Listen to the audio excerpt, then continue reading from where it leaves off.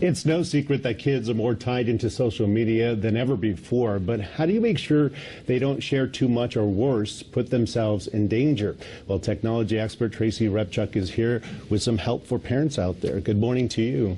All right, thank you for having me. So this is a big deal because, I mean, we're on Facebook, we're on Twitter. I mean, just talk about how tied in kids are with their computers. Well, they're spending 5 to 8 hours a day on iPads, iPhones, laptops, all of these devices. And what's scary about that is 43% of kids have reported an incident of cyberbullying and cyberstalking. Over 1 million kids have been affected on Facebook alone.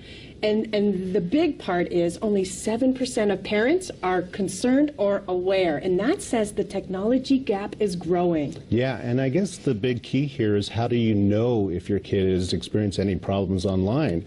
I mean, you think everything's normal, but you said there are some warning signs. There are. And for example, grades are going down. They're becoming less social, you know, kind of holding it up in their bedroom and hanging just out there. But the biggest one is if you ever see them come off their computer, their iPhone, iPad, whatever, and they're upset about anything, something just occurred in social media, and this is where the formula is going to kick in, and it's really time to start engaging them. And that formula is the SAFE formula. Yes. So let's start there. The S stands for? Secure your data. Okay. So, you know, you're going to have to become active and join and become a friend of your kids.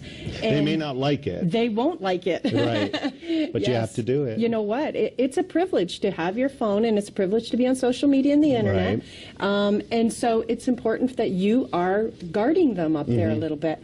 So make sure you have the settings set to friends or privacy, whichever, you know, kind of social media you're on. And that way you know that friends of friends aren't leeching in. Okay. And because you don't know kind of who they picked and who they're hanging out with. Right. And you were saying that sometimes friends are not really friends. They're more of a fan of someone that's watching you. That's right. Well, that's part of the formula as well. Like, fans aren't always friends. And the big thing about this is if they are talking and engaging with somebody that they don't know, that could be a 44-year-old man posing as a 16-year-old, and so you don't know what you're revealing to who when you don't just stick to friends and never ever agree to meet somebody outside of the internet. And one of the other tips is the A in SAFE is ask questions. Yes, exactly. So what's happened here is, you know, they come home from school. Hey, how was school? How was your day? They're spending the majority of their time here.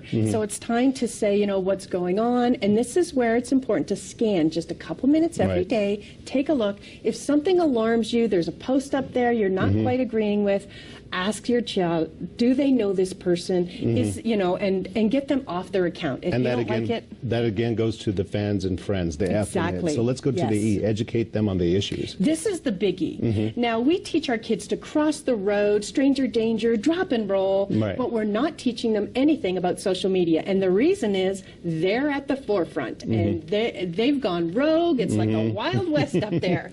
And so it's time for us to say, all right, we need to know about what is cyberstalking, what is cyberbullying, and the fact that your posts and your pictures are going to be up there forever. Ever. And that's why it's important to have a guide like yours, Social Media Safety for Kids, which you can find quickly on what website? Socialmediasafetyforkids.com. Perfect. All right. Well, thank you very much for being here today. Thank you, Gene. Great information.